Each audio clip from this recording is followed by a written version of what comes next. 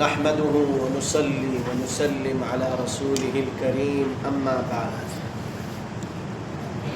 تمام تعریف اللہ رب العالمین کے لیے، اسی کی ہم تعریف کرتے ہیں، اسی سے مدد مانگتے ہیں، اسی سے مغفرت طلب کرتے ہیں. اللہ کے سوا کوئی نہیں جو ہمیں ہمارے نفسوں کے شر سے بچائے، اور اللہ کے علاوہ کوئی ہدایت دینے والا نہیں ہے. جسے اللہ ہدایت سے ہٹا دے، گمراہ کر دے، پھر اسے راستے پر لانے والا کوئی نہیں ہے. اللہ کی گواہی دیتے ہیں ہم کہ اللہ تنہا ہے، اکیلا ہے، اس کے سوا کوئی معبود نہیں. اور یہ گواہی دیتے ہیں کہ محمد عربی کہو صلی اللہ علیہ وسلم اللہ کے سچے پیغمبر، اس کے رسول. میں آپ کو بھی اور اپنے نفس کو بھی یہ وصیت کرتا ہوں کہ اللہ سے ڈرو. کس سے ڈرو؟ اللہ سے ڈرو. اللہ سے ڈرو. اور کتنا ڈرنا ہے؟ جیسے اس سے ڈرنے کا حق ہے. یا ایھا الذین آمنوا اتقوا اللہ، اے لوگو اللہ سے ڈرو. تم اللہ پر ایمان لائے، اللہ سے ڈرو. آمنوا اتقوا اللہ. لوگو اللہ سے ڈر دو. اور کب تک؟ جب تک تمہیں موت نہ آ جائے ڈرتے رہو اللہ رب العالمین سے. حتیٰ یأتیک الیقین، یہاں تک کہ تمہاری موت تمہارے پاس پہنچے. بس اللہ سے ڈرتے رہو. عباد اللہ، یہ جو مہینہ اسٹارٹ ہوا ہے کل سے نا، کل 1 تاریخ تھی محرم کی. کتنی؟ 1 تاریخ تھی. اور سن جو ہے 1447 1447 میں ہم داخل ہو چکے ہجری کے اعتبار سے. یعنی اتنے سال رسول اللہ صلی اللہ علیہ وسلم کو ہجرت کیے ہوئے ہو گئے. اس میں سے اگر 10 مائنس کرتے ہیں 47 میں سے 37 بچتے ہیں نا، 37، تو تقریباً 1437 سال رسول اللہ صلی اللہ علیہ وسلم کو اس دنیا سے پردہ فرمائے ہوئے. اتنی صدیاں گزر گئی رسول اللہ سے. تو یہ وہی مہینہ ہے محرم، شہر اللہ المحرم، اللہ کا مہینہ، مبارک مہینہ، عظمت والا مہینہ. اس سے کئی واقعے جڑے ہوئے، کئی واقعے اس سے متعلق ہیں. اور یہ سال کا سب سے پہلا مہینہ ہے. سال کا کیا ہے؟ پہلا مہینہ، سب سے پہلا. اور اس مہینے میں جتنے پہلے پیغمبر گزرے ان کے اوپر روزے فرض تھے. 10 محرم کا روزہ کیا تھا؟ فرض تھا. لیکن چونکہ ہماری شریعت محمدی صلی اللہ علیہ وسلم آئی، اللہ نے الگ سے روزے فرض فرما دیے اور اس کا روزہ مستحب کر دیا. لہذا اللہ نے قرآن میں کہا کہ اے لوگوں، مہینوں کی تعداد 12 ہے. کتنی ہے؟ 12 مہینے. سال میں کتنے مہینے ہوتے ہیں؟ اب وہ مہینے گھومتے رہتے ہیں. کبھی محرم ہے، کبھی سفر ہے، کبھی ربیع الاول ہے، کبھی ربیع الثانی ہے، جمادی الاول، جمادی ثانی آئے گا، رجب آئے گا، شعبان آئے گا، رمضان آئے گا، شوال آئے گا، ذوالقعدہ آئے گا، ذوالحجہ آئے گا، پھر محرم. اور میری اور آپ کی زندگی کیا ہو رہی؟ گھٹ رہی. دنیا سے دوری اور قبر سے نزدیک ہوتے ہوئے جا رہے.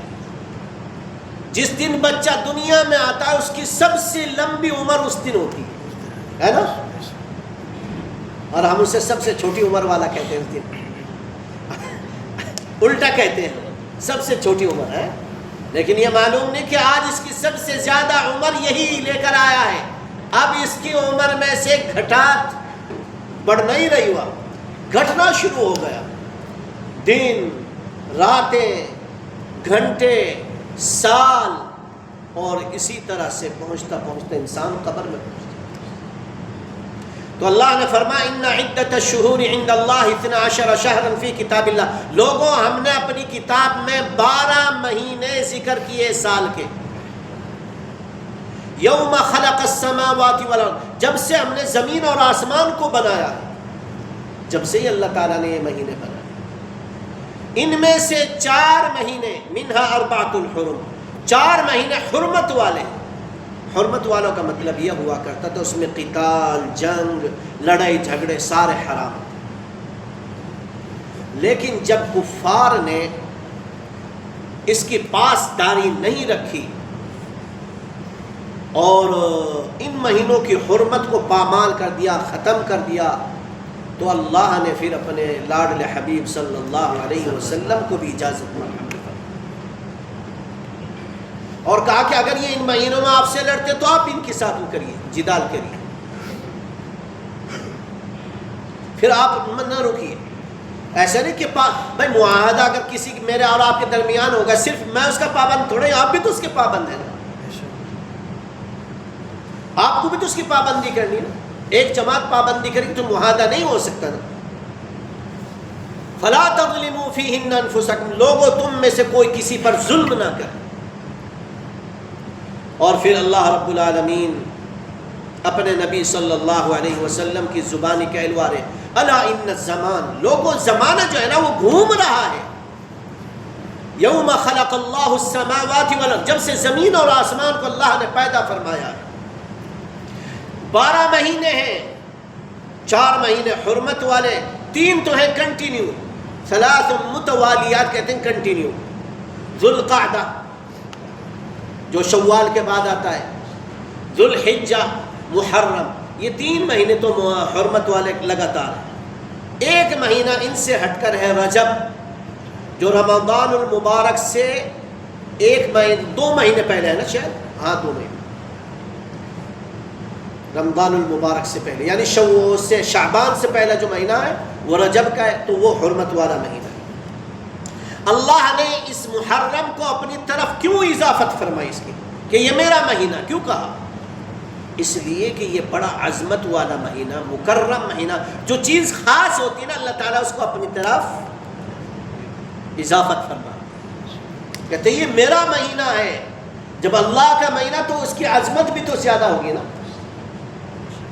لہذا رسول اللہ صلی اللہ علیہ وسلم نے فرمایا، اے لوگو، رمضان المبارک کے بعد افضل الصیام بعد شہر رمضان شہر اللہ المحرم، رمضان المبارک کے بعد سب سے بہترین روزے، مہینے کے جو روزے ہیں وہ کس کے روزے ہیں؟ محرم۔ آپ پورے مہینے کے بھی روزے رکھ سکتے ہیں اگر اللہ نے آپ کو استطاعت دی۔ ایک ہمارے وہ شہاب الدین بھائی تھے، ماشاءاللہ اللہ ان کی عمر میں برکت کرے، وہ چلے گئے یہاں سے، لیکن وہ پورے مہینے کے روزے رکھا کرتے، پورے مہینے کے روزے، پیر جمعرات کا ہمیشہ روزہ رکھتے تھے اور ایام بیض کے ہمیشہ روزہ رکھا کرتے تھے۔ اللہ نے انہیں یہ استطاعت عطا فرمائی۔ اور جب بندہ اللہ کا بن جاتا ہے نا تو اللہ، من کان للہ کان اللہ لہ، جو بندہ اللہ کا ہو گیا اللہ اس کا ہو جاتا ہے۔ ان کے روم والے جو ہے نا ان سے مذاق کرنے لگے کہ صوفی صاحب یہ ہمارا کنڈیشن خراب ہو گیا، اگر آپ پھونک مار دو گے تو یہ صحیح ہو جائے گا، مذاق میں کہہ رہے تھے۔ ہوتا نا انسانوں کی، چلو بھائی اس کے ساتھ مذاق کر لو، یہ وہ کرے گا یہ ہو جائے گا۔ انہوں نے سورۃ الفاتحہ پڑھی اور اس میں اے سی پہ پھونک ماری، جیسے ہی پھونک ماری فوراً اسٹارٹ ہو گیا، چلنا شروع ہو گیا۔ مذاق نہیں بنانی چاہیے اللہ والوں کی، مذاق نہیں بنانی چاہیے دین کی، کافر ہو جاتا ہے آدمی۔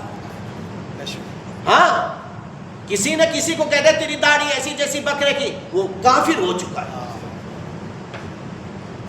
لہذا یہ دین کا استہزاء ہے، دین کا مذاق ہے، اور دین کا مذاق کرنے والا مومن ہو ہی نہیں سکتا۔ اس کو قرآن میں اللہ نے خود فرمایا، تم اللہ کے ساتھ استہزاء نہیں کر، اللہ تمہارے ساتھ کرے گا پھر، اور تمہیں ایمان کی دولت سے محروم فرما دے گا، اور تمہارا خاتمہ کفر کی حالت میں ہوگا اگر تم اللہ کے دین کا مذاق بناؤ۔ یہ وہ ساری چیزیں ہیں جو اللہ نے اور اس کے رسول نے ہمیں کھول کھول کر بتلا دی. پھر وَأَفْضَلُ الصَّلَاةِ بَعْدَ الْفَرِيضَةِ صَلَاةُ اللَّيْلِ، فرض نمازوں کے بعد سب سے بہترین نماز کون سی؟ تہجد کی نماز. کیوں؟ کہ اس وقت اللہ تعالیٰ پہلے آسمان پر آیا روزانہ. اللہ ربنا ينزل كل ليلة في السماء الأول. اے لوگوں، رسول اللہ کا فرمان کہو صلی اللہ علیہ وسلم، کہہ دیا کرو، اس سے کیا دل کو بھی خوشی ملتی ہے اور رسول اللہ کے اوپر. فرمایا اے لوگوں، میرا رب، ہمارا رب روزانہ پہلے آسمان پر آتا ہے اور آواز لگاتا ہے، ندا دیتا ہے، حل من سائل فاعطیہ، کون ہے جو تم میں سے مجھ سے سوال کرے میں اس کے سوال کو پورا کروں. حل من مریض، کون ہے جو تم میں سے بیمار ہو اور شفا مانگے میں اسے شفا عطا فرماؤں. حل من مستغفر، کون ہے جو تم میں سے استغفار کرے میں اس کی بخشش کر دوں. حل من مسترزق، کون ہے جو تم میں سے رزق مانگے میں اسے رزق عطا کروں. کون ہے جو تم میں سے اولاد مانگے میں اسے اولاد عطا کروں. صرف کیا اللہ تعالیٰ کہہ رہے اللہ کا الا ان وعد اللہ حق، اللہ کا وعدہ حق ہے، سچا ہے. آپ مانگو تو صحیح اللہ رب العالمین سے. اس وقت تو اٹھ کے سیدنا عبداللہ بن سلام رضی اللہ تعالی عنہ صحابی ہیں اور عالم تھے اپنے زمانے کے، اور یہ یہود کے بہت بڑے عالم تھے، مگر جب اسلام لائے پھر انہوں نے اسلام کا مطالعہ کیا، رسول اللہ کی صحبت میں رہے. بہت بڑے عالم. فرماتے ہیں ایھا الناس، کہ رسول اللہ نے کہا ایھا الناس، اے لوگوں، افشوا السلام، سلام کو عام کرو. سلم علی من عرفت ومن لم تعرف، جسے جانتے ہو اسے بھی سلام کرو، جسے نہیں جانتے اسے بھی سلام. یعنی کہ مسجد کے مولانا دی کے مول صاحب السلام علیکم، ہے نا، میں نے عبد المنان بھائی کو جن کو جانا ان کو سلام نہیں. ہر مسلمان کو سلام، جس کو چاہے آپ جانتے ہیں یا نہیں جانتے. سلم، افشوا السلام.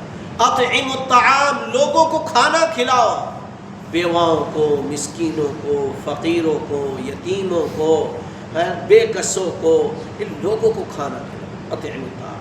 وصل الارحام، اپنے رحم کے رشتوں کو جوڑ کے رکھو، نہ مت توڑو.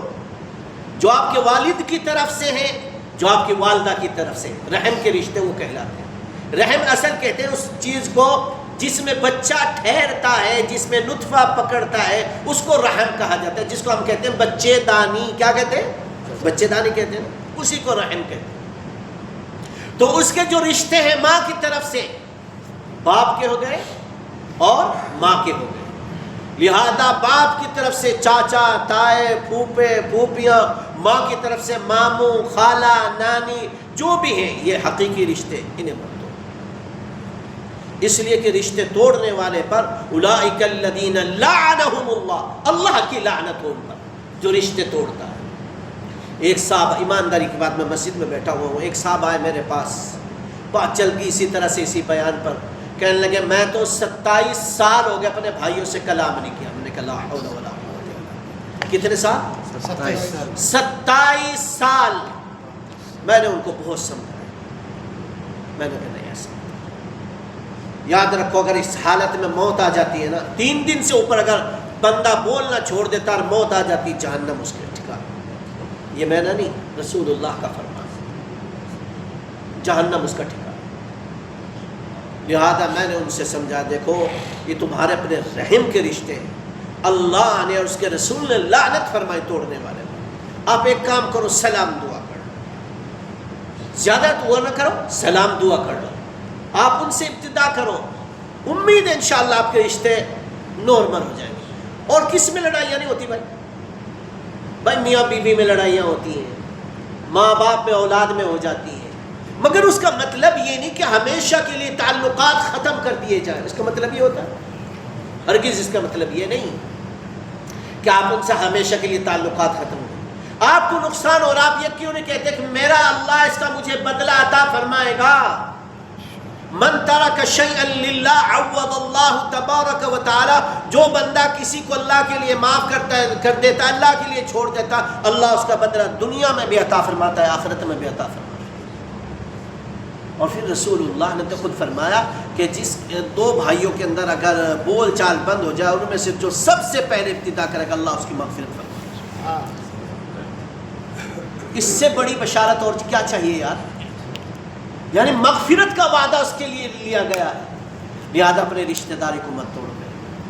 خیر الحمدللہ انہوں نے، اب وہ اس دنیا میں نہیں رہے، لیکن وہ اپنے بھائیوں سے سلام دعا کر لی تھی الحمدللہ مرنے سے پہلے۔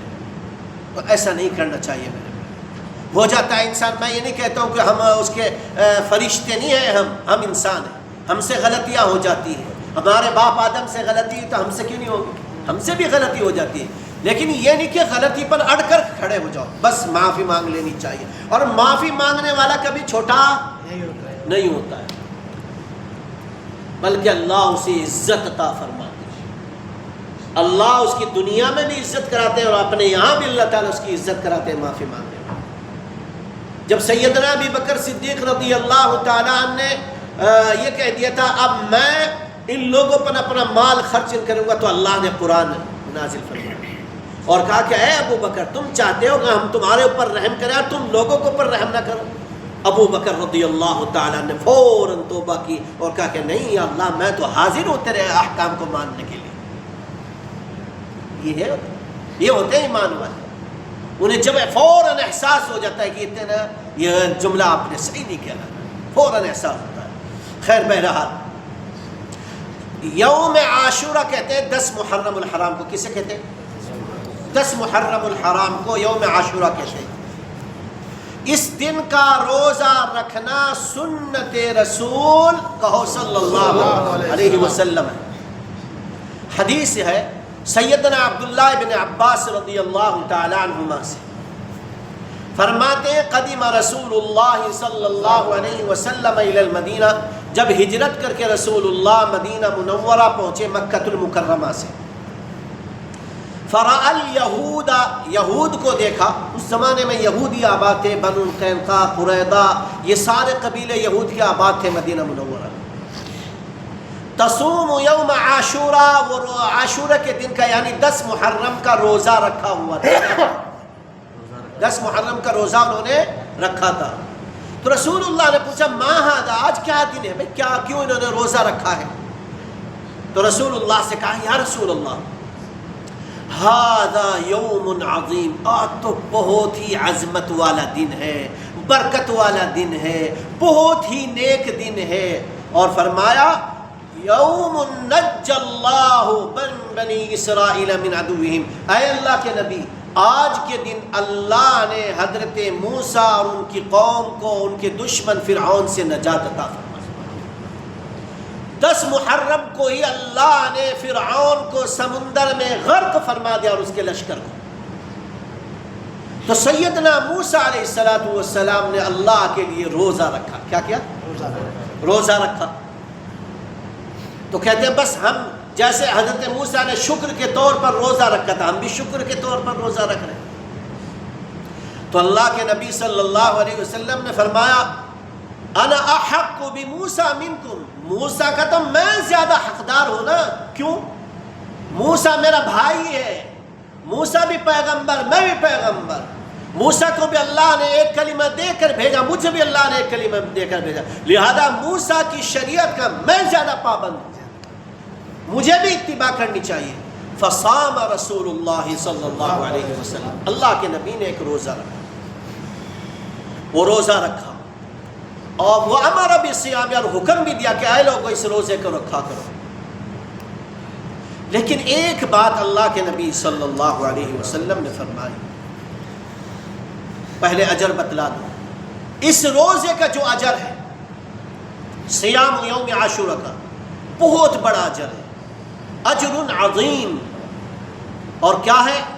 امام مسلم رحمۃ اللہ علیہ نے روایت کیا ہے، حضرت ابی قتادہ الانصاری رضی اللہ تعالیٰ نے، صحابی گزرے، کہتے ہیں کہ میں نے رسول اللہ صلی اللہ علیہ وسلم سے سوال کیا اے اللہ کے نبی صلی اللہ علیہ وسلم اگر کوئی بندہ اس روزے کو رکھے گا، یعنی 10 محرم کے روزے کو رکھے گا تو اسے اجر کیا ملے گا؟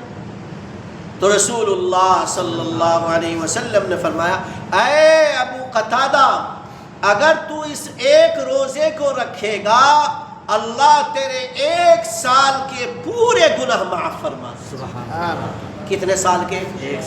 1 سال کے سارے گناہ معاف فرما دے۔ ایک روزہ رکھ لو اور پورے سال کے گناہوں سے صاف ہو جاؤ۔ ہم فرشتے نہیں ہیں جو گناہ نہیں کرتے، ہم تو روزانہ نہ جانے کتنے گناہ کرتے ہیں، ہے نا؟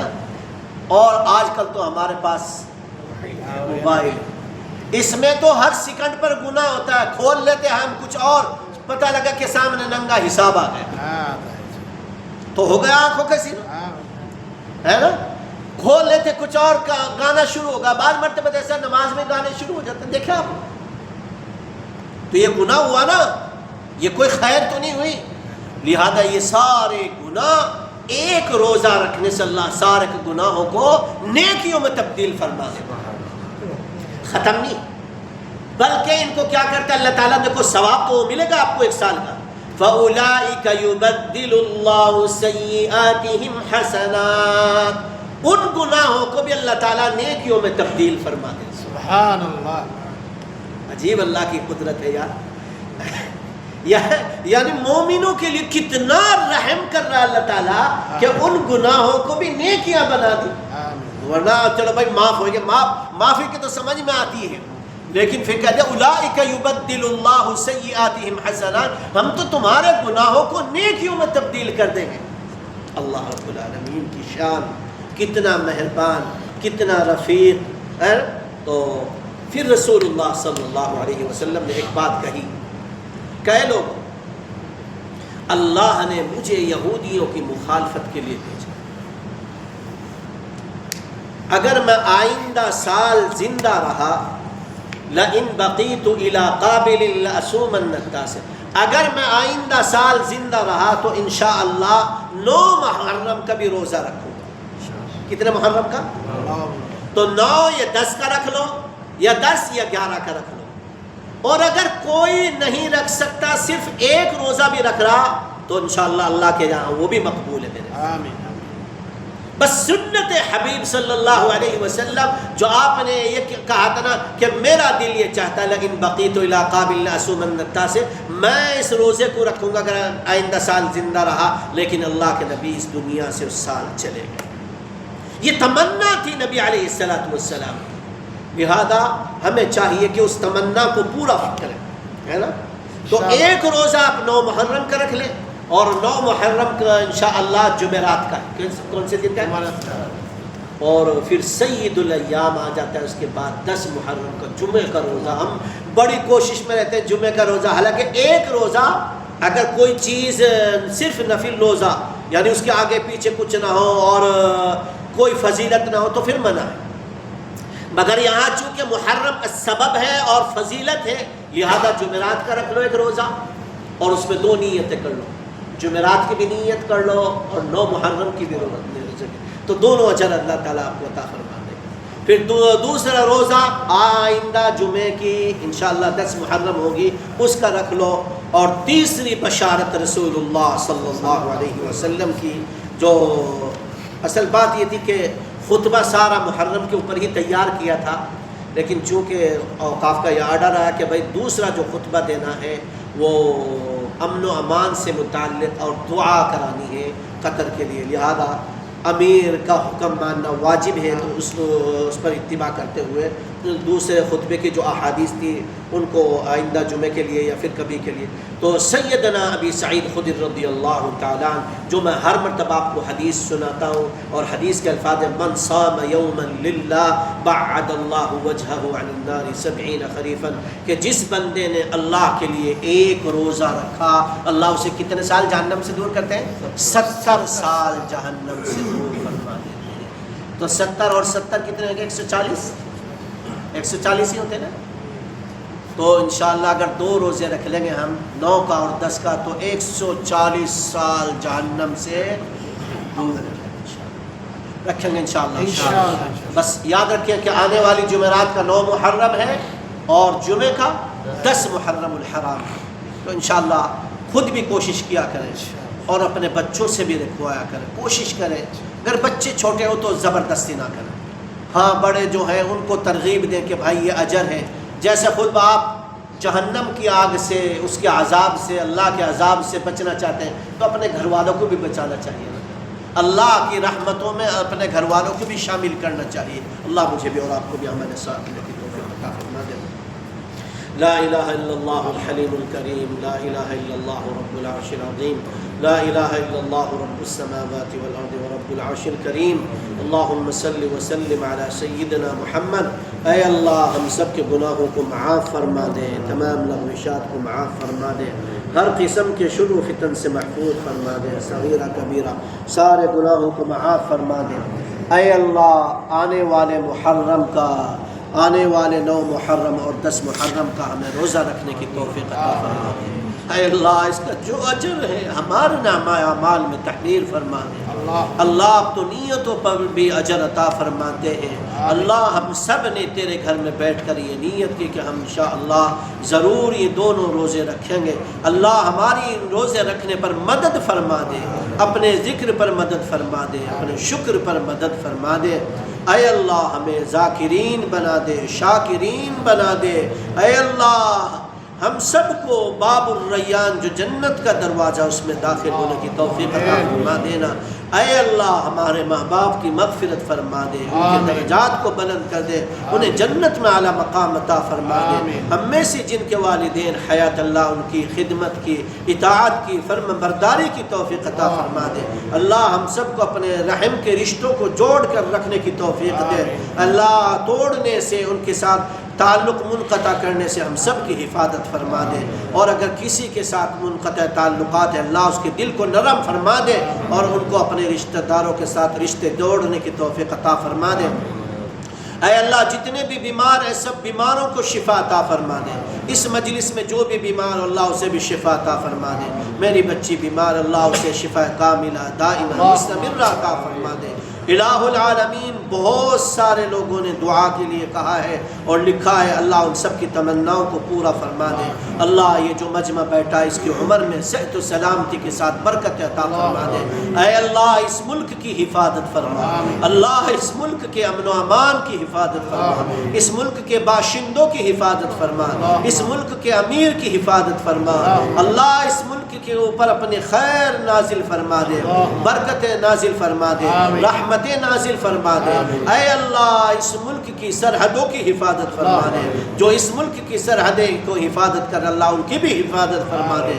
اللہ ان کے عمر میں برکتیں عطا فرما دے۔ اللہ خوب امن و امان پیدا فرما دے تمام دنیا میں، خاص طور سے ہمارے فلسطینی بھائیوں کی نصرت و مدد فرما دے۔ اللہ وہاں امن و امان پیدا فرما دے۔ اے اللہ ظالم جو قہر بن کر ٹوٹ رہا ہے اللہ تو ظالم سے جس طرح سے چاہے انتقام لے لیجئے۔ اللہ ظالم کو تہ و بالا کر دیجئے، اللہ ظالم سے انتقام لے لیجئے، اے اللہ ظالم سے انتقام لے لیجئے۔ اللہ ان مظلوم ہمارے بھائیوں کی نصرت و مدد فرما دیجئے۔ اللہ اے اللہ ہم سب کی دعاؤں کو قبول فرما۔ وصلی اللہ علی نبینا محمد و آلہ وسلم۔